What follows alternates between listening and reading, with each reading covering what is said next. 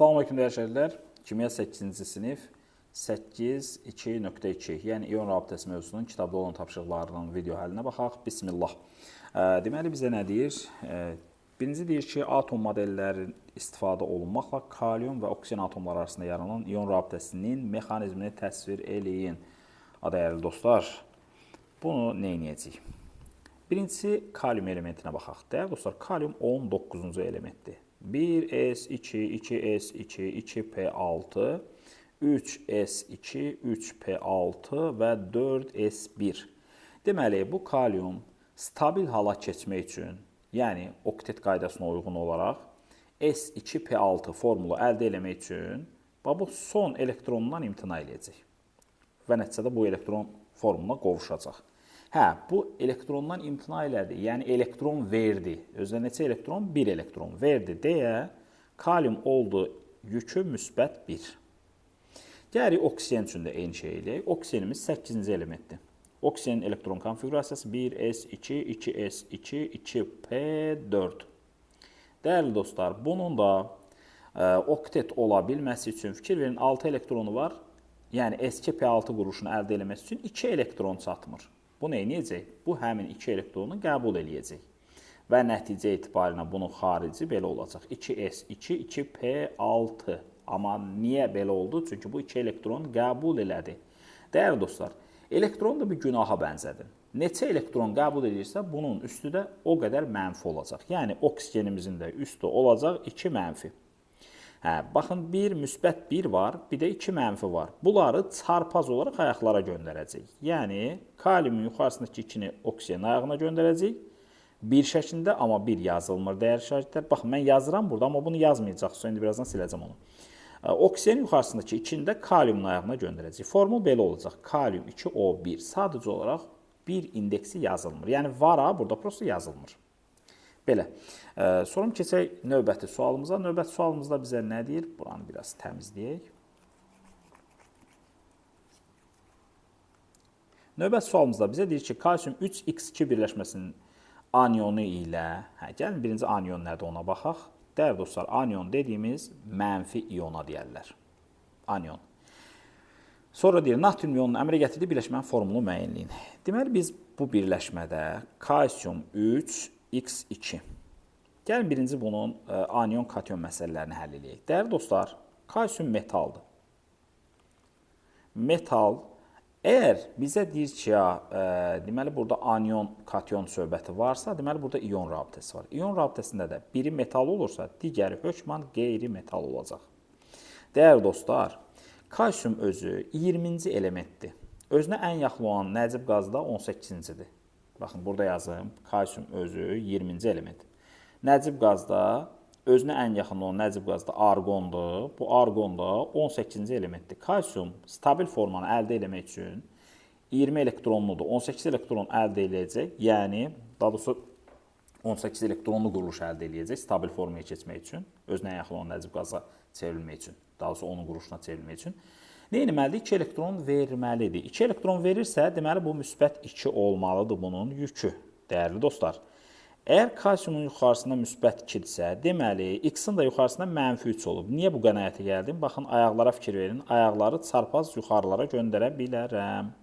Əgər kalsiumun yuxarısındakı müsbət 2 x-in ayağına gedibsə, deməli, kalsiumun ayağındakı 3 də x-in yuxarısına gedəcək. Bəs niyə x-in mənfi 3 dedim? Dəyərli dostlar, əgər anion deyirsə, anion mənfi yüklüdür. Bu bir. İkincisi də 2 dənə element bir-birinə birləşibsə, biri müsbətdirsə, o biri hökmən mənfi olmalıdır. Qısası, biz x-in mənfi 3 olduğu qənaətinə gəldik.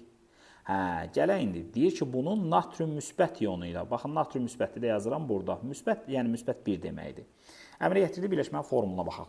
Dəyərli dostlar, natriumun yuxarısındakı biri x-in ayağına göndərəcəm.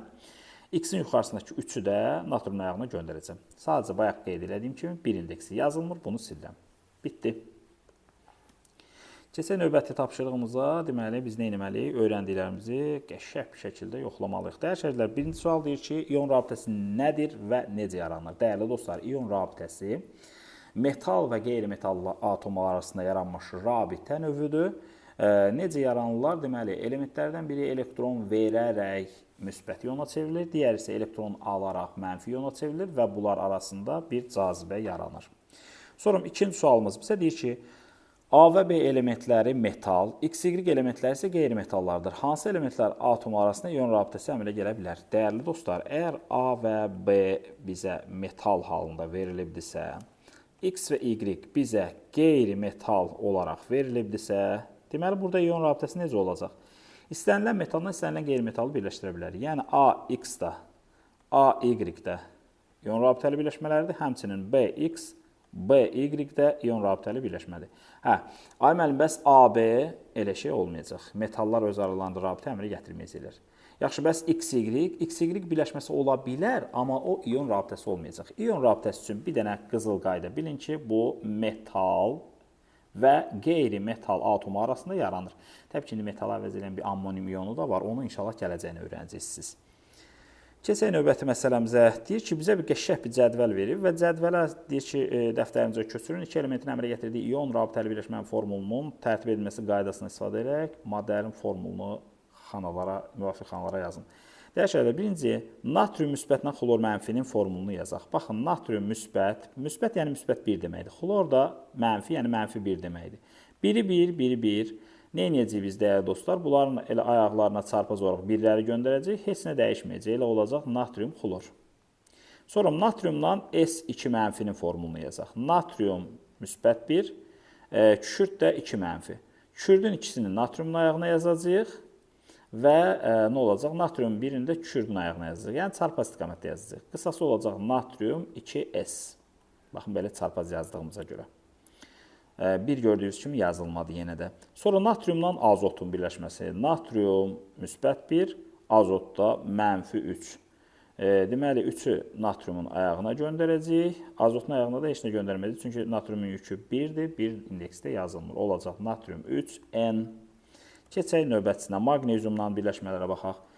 Deməli, bu magneziumumuz müsbət 2-dir, xlor da mənfi 1-dir. Nə edəcəyik biz? Xlorun birini magneziumun ayağına, magneziumun ikisini də xlorun ayağına göndərəcəyik. Magnezium, xlor 2 bitdi. Sonra dahası magneziumdan kükürdün birləşməsi. Magnezium müsbət 2-dir, kükürd də mənfi 2-dir. Dəyərli dostlar, bunlar bir-birinə ixtisar gedəcəklər. 1 qalacaq və 1 indeksdə yazılmır. Elə magnezium et şəklində də qalacaq bunlar. Sonra magneziumdan azotun birləşməsi. Baxın, yəni magnezium və azotun birləşməsi. Magneziumumuz müsbət 2-dir və azotumuz da mənfi 3-dür. Dəyərli dostlar, azotun yuxarısındakı 3-ü magneziumun ayağına, magneziumun ikisini də azotun ayağına göndərdiyimi bitdi məsələ.